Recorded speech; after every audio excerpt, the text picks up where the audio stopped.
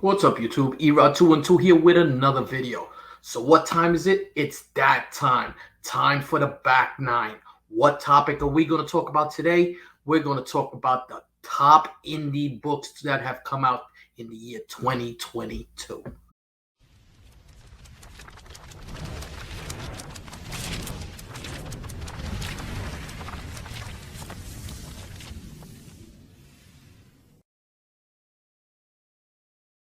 Yes, so as I was saying, let's discuss indie books that you guys should be looking at that came out this year because it's been the year of indie books again. I think independent books uh, have gone up in popularity because of the story writing. The creators are giving more flexibility and they have the ability to write better stories or write stories the way they want to, so they don't have to cookie cut it with superheroes and certain story arcs and everything else.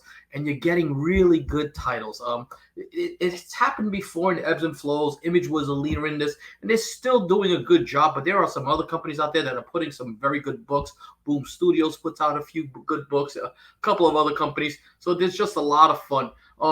Before we take a look at that, I just want to give a shout out to my man Ben C from CBSI for providing this format that we look at right now. Check out their website because it's a great website. There'll be a link in the description. Also, a shout out to my man Phil from Vintage Comics and Toys, who compiles all of this information, gathers it, and sends it to me. Also, they post it on the website, so go on there, leave comments on there. Also, make sure you leave comments here. That way, we can share with the community what our thoughts and ideas are with this topic and all the other topics that we deal with. Both of those guys are reputable sellers on Whatnot, so check them out on Whatnot. Speaking of Whatnot, Attack on Tuesday is on again, and myself, Very Gary, and Davis Ryder back to back, bringing you nothing but heat. Check the link in the description down below and get 10% off your first free purchase. And check out my auctions because there's going to be some great stuff. Matter of fact, next week, I know myself and Very Gary, I believe Davis also, don't know yet, all X-Men all day. So come check it out. It's going to be a good time. But you know what? Enough about me, enough talking about that. Let's take a look at exactly what Phil and the crew have for us today. Indie values for sure cooled off entering this year, but there have been some highlights for the Wednesday morning warriors who seek to hit the lotto. 8 Billion Genies #1 comes to mind as it's starting to hit over $50 for cover A copies in auction. Also, the cool thing about independent publishing companies is they have less restrictions, so creators can really present some original and unique content. We have a total of 11 suggestions with a bonus one for me for this week. Anyways, let's take a look at the best recommendations from the panel. If you have any suggestions for best new comic book day indie in 2022, please comment below. Yeah, you know what? 8 Billion Genies is a book I missed out on, and I'm going to have to go back and read it. Hopefully, when the trade comes out, I'll pick it up and check it out. So Jack Kornblatt goes with one that's been real popular, and that's Gun Hunting #1. It's a James Bond theme, and new series is out. Cannot go wrong here. The comic series is already getting a following. Yeah, and there's been some amazing variants to this. And see, like this is Titan Publishing, a company that's an indie company that this is what I was talking about. Now we go with Steve, and he goes with Closet #1. I like the Closet #1 by Tinian. So James Tinian does this. All right. Easily adaptable. Most kids, now adults, can relate to being afraid of what lurks in a closet. What person was not scared of the dark or the closet as a kid? Another interesting book by Image. Chris Nelms goes with Dark Spaces Wildfire #1. Thrilling story where a heist planned during a wildfire, and this is by IDW. You know what? That sounds like a good premise. It's something that they could easily turn into one of these rock movies or something like that. You know, where you have the hero fighting a wildfire while a crime occurs. Chris Nelms goes with Rogues Gallery #1. This comic points out when fanboys go too far and go after the actress who ruined their favorite comic character. Wow. You know what? I didn't know this book existed. This is an Image book. I might have to go look for this because that premises sounds pretty cool. It's kind of like what they do with the movie genre, where you get those obsessive fans and or what's the movie with Kathy Bates? where James Caan, where she's the writer, Misery. It's something like that, but just with the comic creator instead. Interesting read. Now, Chris Nelms, he goes with A Righteous Thirst for Vengeance #1. Remender delivers cinematic assassin story. Look at that, a Rick Remender story here too. All right, very interesting. I like Remender. Some of the stuff he did on Image was really, really good. He's a good writer. I think I might enjoy this. I'm gonna have to take a look at this. I believe Remender the Deadly Class, which was a series that I really enjoyed. I even liked the TV series they did on that. That was a pretty good series. And Ali goes with a classic because this is a book that I have read and I do enjoy a lot. And this is Grimm #1. I believe this is up to like a 4th or 5th printing now. So the book is doing well. Grimm #1 seems like a no-brainer. People are just crazy for this story. Couldn't agree more. It was actually speaking, me and Josh Graff had stopped by and we were speaking to the writer for this stuff, Stephanie, and she was super nice. Just discussing how this all came about. This is an idea she had for a while. So pretty cool. I like this pick. Ali also goes with Twig #1. Twig reminds me of Cantu, and Scotty Young is a force, and it would not surprise me that if he is able to push the brand better. Yeah, I didn't read this, but it's gotten popular. I know that for sure.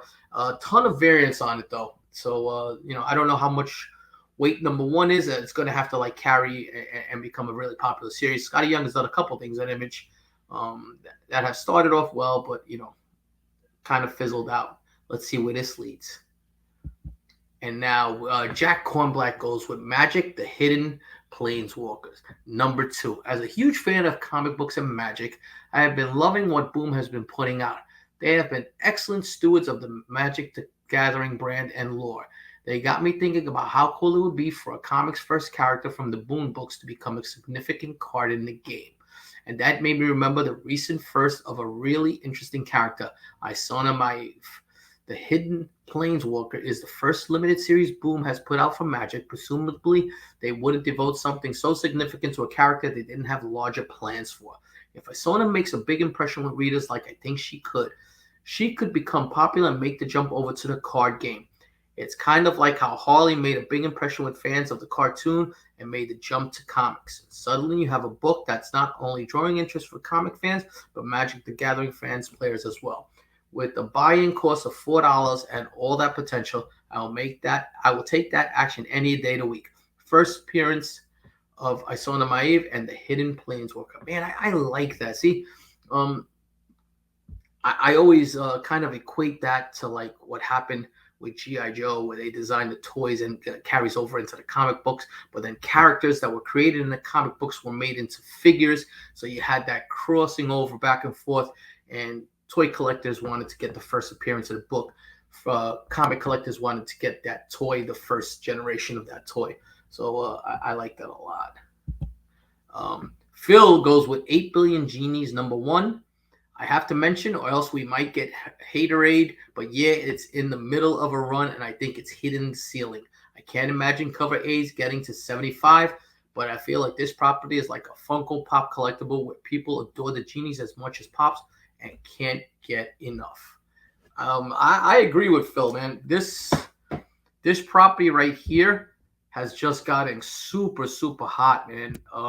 You can't go anywhere without people talking about it. It has a buzz to it, which is I think is cool. I like to see when people are clamoring over a specific book, and that's been the book this year. That's been one of the hotter ones right now.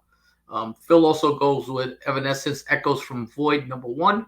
I noticed that live action music movies are getting traction. Cover A isn't bad and can be found for cover. The ratio variants are starting to sell, especially the video game variants, so it's got me on alert. The band is popular and has a huge following and are a Grammy Award winner, so why not take a shot? I didn't even know that there was an Evanescence comic book. Interesting. Always good to see and learn something different. I don't know about that pick as much for myself personally, but if people like it, man, go for it. That's all I can say. And that's the picks from the staff, but I'm going to show you my pick. But before I show you my pick, if you're available, September 17th, King Kong 3 in New Jersey. Make sure you go there. All the big guns and the smaller guys are going to be there. You're going to have Very Gary there, Zap Comics, Kyle's Comics, Street Side. Anthony is setting up over there. Brownsville Comics is going to be there. My man Lone Wolf Comics is going to be there. So just all good guys from the community bringing comics that they love and everything else, as well as the guys from 3 Men in the Basement going to be hosting there, and the Pressable Defect. So it should be a lot of fun. But talk about that. Let me show you my pick, because I like this book. I think it fits into this category. So I'm going to go with Clementine issue 1, the free comic book day version. And big shout out to my man Josh Grav and Joker M21 from East Meets West. They put out a video every week for FOC, and I was able to find this there when Josh put it there. I talked to Josh about it a bit, and they make some great suggestions. So if you guys are not checking out that channel, please check out that channel. So right there, this is what I have to say. This beloved character from the Walking Dead video games has made the jump to comic book format, and I love it.